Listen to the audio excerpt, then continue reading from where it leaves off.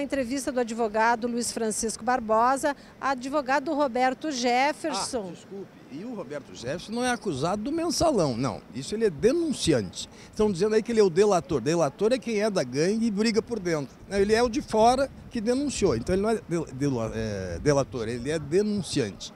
Em segundo lugar, a acusação contra ele não tem nada a ver com o recebimento do mensalão. Tem com os 4 milhões de que imagino que vamos falar agora. Então vamos começar esclarecendo. A gente vê que o doutor Barbosa está animado aí na defesa, mas tem algumas informações contraditórias da imprensa, mas de qualquer forma ele fez a denúncia do mensalão, Sim, isso é claro. E do que ele é acusado e como é que ele está entre os R$ 38 do mensalão? Isso é uma surpresa, né? A melhor testemunha que o Procurador-Geral da República poderia ter para provar a sua acusação era ele.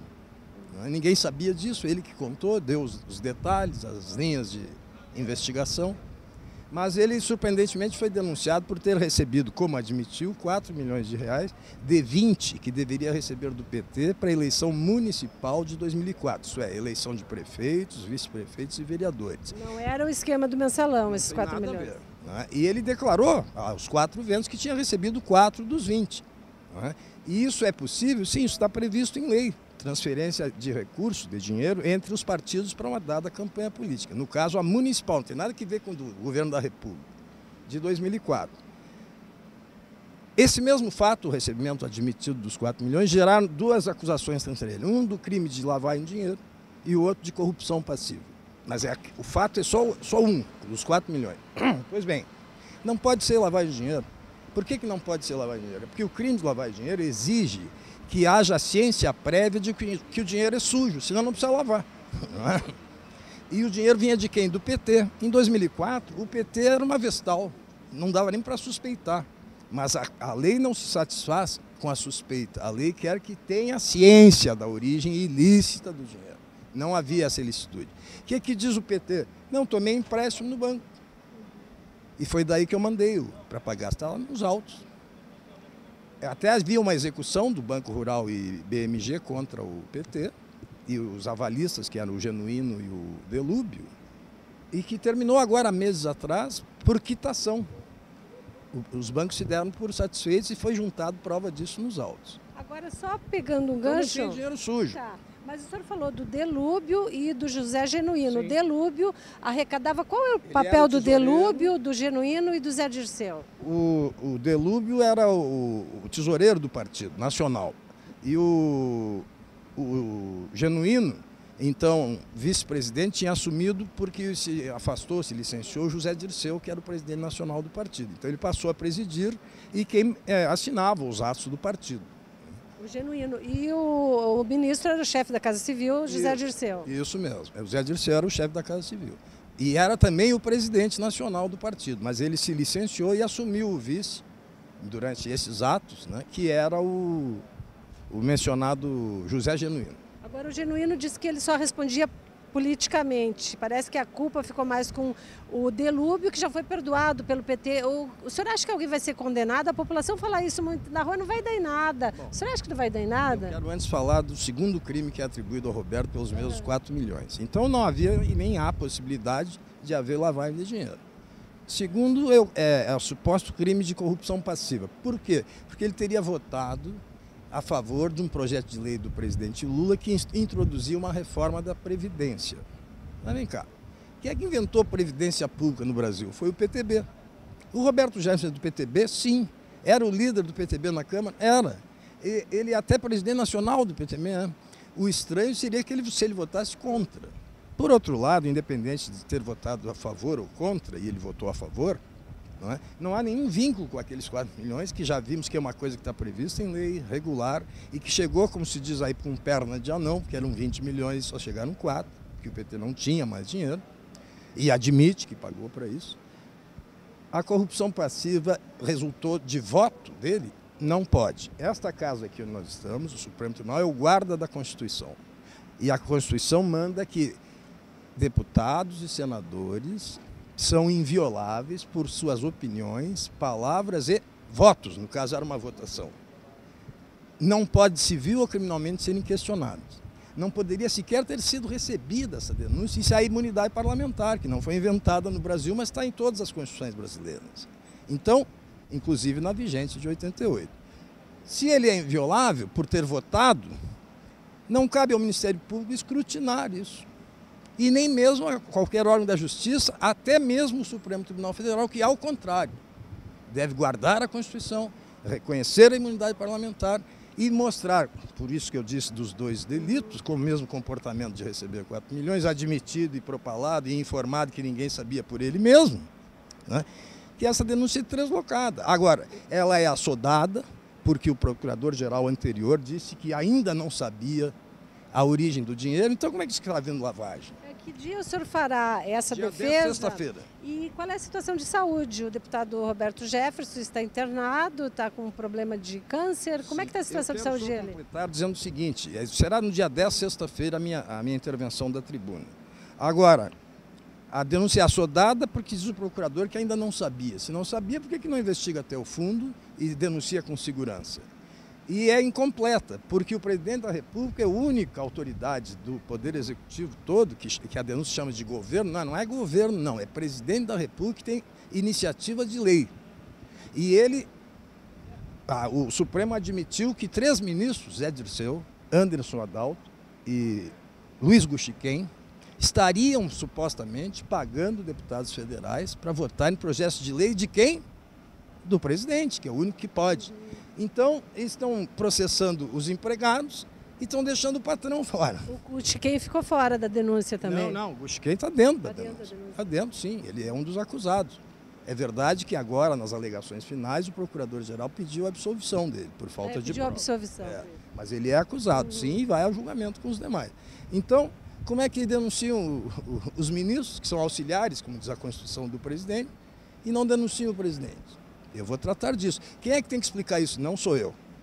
É quem fez com pressa e a denúncia incompleta que vai a julgamento a partir das 14 horas de hoje. O senhor acha que há falhas na denúncia apresentada pelo procurador? A prova da acusação ficou totalmente desmoralizada durante a instrução. Agora, a outra pergunta, sim, o Roberto está doente, tem um tumor no pâncreas e ontem se informou que a biópsia deu positivo para um tumor maligno de 1º grau. Significando que é o mais leve desses tumores. Há amplas possibilidades, diz o médico, que 90% de recuperação, de cura, e ele está internado no Hospital Samaritano do Rio, diante desses procedimentos, porque ele sofreu uma cirurgia ampla para retirar o tal do tumor. E essa voz que vem das ruas de que o mensalão pode não dar em nada, e vale lembrar que dos 11 ministros, 8 foram escolhidos pelo presidente Lula e pelo atual presidente. É um indício forte de um julgamento político. O senhor acha que vai ser um julgamento técnico? Não tem julgamento técnico nem político, tem julgamento. E os juízes do Supremo Tribunal, na medida que se incorporam aqui, eles têm uma longa e respeitada tradição de independência. De modo que não será técnico nem político, será um julgamento e a base da prova. Agora, o que eu digo é que a prova desmoralizou a acusação e eu acho que vai haver um festival de absolvições. Agora, as provas não são robustas, como é que haverá absolvições? As provas foram desmoralizadas. Por exemplo, perícias que se dizia que o dinheiro era público, chamamos os peritos para depor, mostramos as contradições e eles retrataram as perícias. Então, é tudo conversa fiada. Agora, deixa eu lhe perguntar mais uma coisa, a questão do ministro Toffoli. Nós temos aqui uma grande expectativa que ele se dissesse impedido de votar, suspeito, e ele diz que vai participar. Qual é a análise que o senhor faz? E até para o nosso público ter uma ideia dessas relações do ministro Dias Toffoli com o PT. Não, eu vejo, como eu disse antes, essa tradição é antiga, Vetusta. No sistema da ditadura, vários procuradores gerais da República viraram ministros do Supremo. E naquele sistema eles eram uma espécie de algoz, era o braço do açoite do governo, o procurador-geral da República. Chegava aqui no Supremo, se tornavam arautos das liberdades individuais. Essa é a tradição dos juízes do Supremo. Então, as vinculações que tinham anteriormente são irrelevantes. Agora, se há um fato objetivo e se aponta que haveria, no caso do ministro Toffoli, cabe a ele mesmo ou a algum interessado suscitar essa arguição. Agora, vamos destacar que ele foi advogado do PT, que ele foi, inclusive, trabalhou com o ministro Zé Dirceu quando ele era o ministro da Casa Civil, e foi quando estourou o mensalão. Aí já seriam dois motivos suficientes. Não é motivo de lei para isso. O que seria motivo de lei é que a mulher dele seria advogado de um ou dois dos réus desse processo. Do Zezinho, do PT, Luizinho. do Luizinho e do... o Zezinho, o Guinho, o Luizinho, né? Uma confusão. E isso é um fator objetivo. Né? Agora, ele disse que ia falar no momento certo, ele, ministro Toffoli. Eu creio que na abertura da sessão ele vai esclarecer isso, ou alguém terá, já ou não, seja o procurador-geral, seja qualquer das defesas, não a nossa, poderá arguir, sim, e o tribunal decidirá. O próprio ministro Marco Aurélio citou o exemplo dele, sim, no caso Collor, que ele era parente em terceiro grau. Quarto grau, em terceiro poderia, né? E mesmo assim ele se declarou impedido, aconselha o ministro a fazer o mesmo. Isso. Mas então isso é uma coisa que depende dele, ou pode ser suscitado por terceiro. E sendo assim, o tribunal decidirá. E qual é a expectativa para o seu cliente? O senhor acha? É de absolvição e com isso reparação, porque se fala aí em delator do mensalão. Delator não, denunciante. Aliás, como disseste na abertura da matéria. Agora, e os outros, os mensaleiros? Porque são 38 advogados, assim vai ser um longo processo. Os outros, quem fala por eles são seus representantes. Eu falo pelo Roberto Jefferson. Agora vamos falar só um pouquinho desse rito. Daqui a pouco, então, o ministro relator abre os trabalhos. O que vai acontecer na sequência, assim, para o nosso público ter uma ideia? Na sequência, surgir o problema da suspeição ou impedimento, vai ser resolvida. Já na abertura? Na abertura. Se não surgir, ele dá a palavra, chama o processo ao julgamento, dá a palavra ao relator, que fará um sucinto relatório. Ele disse que são 4 páginas só. O que está nos autos, né?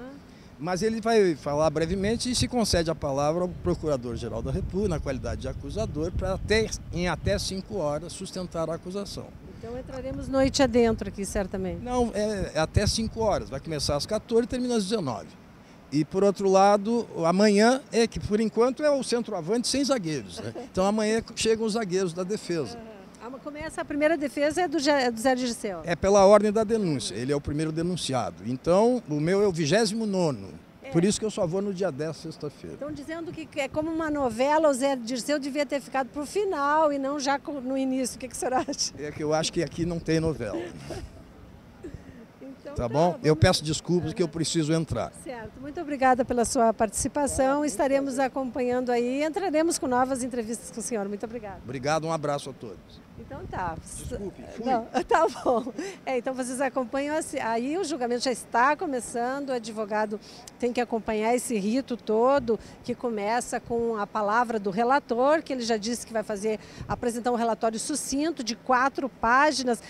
Para destacar o quanto é sucinto essas 4 páginas, o relatório tem 50.000 páginas, então realmente será um relatório muito sucinto. A partir daí, se não for arguído, então, essa questão de foro íntimo do ministro Dias Toffoli, por essa participação dele como advogado do PT, por ser amigo de José Dirceu, por a esposa ter sido advogada de alguns dos réus, então o Procurador-Geral da República, Roberto Gurgel, começa a sua denúncia, que é a acusação. Normalmente, um procurador tem 1 hora para apresentar essa denúncia. No caso do mensalão, como são 38 réus e é um processo muito grande, gigante, o maior que este Tribunal Superior já julgou, ele fará uso das 5 horas, que, como o advogado nos explicou, deve ir até às 7 da noite. E amanhã começa a fase de defesas, então, com o primeiro acusado,